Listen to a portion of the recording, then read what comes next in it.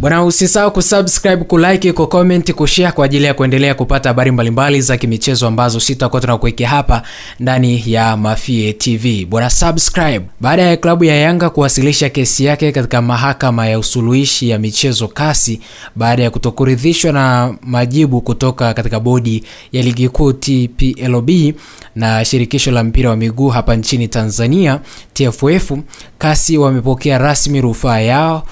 Kesi hiyo iliyowasilishwa na klabu ya Yanga na kuwapa walalamikiwa siku 10 za kuandaa hoja za utetezi kutoka pande zote ambazo ni klabu ya Simba, bodi ya ligi pamoja na shirikisho la mpira wa miguu Tanzania TFF kabla ya kusikilizwa kwa kesi hiyo. CAS wametoa taarifa hiyo huku akieleza kusikiliza kesi hiyo haraka, huku pande zote mbili zikitakiwa kuandaa hoja vielelezo juu ya kesi hiyo. Klabu ya Young Africans ilipeleka malalamiko hayo baada ya bodi ya ligi kuahirisha mchezo kati ya Simba na Yanga uliopangwa kupigwa Machi 8 katika uwanja wa Benjamin Mkapa jijini Dar es Salaam, na mchezo huo uliahirishwa baada ya timu ya Simba kutangaza kutoshiriki mchezo huo baada ya kuzuiliwa kuingia uwanjani kufanya mazoezi siku moja kabla ya mchezo na kudai walizuiliwa na makomando wa timu ya Young Africans na kupelekea bodi kuahirisha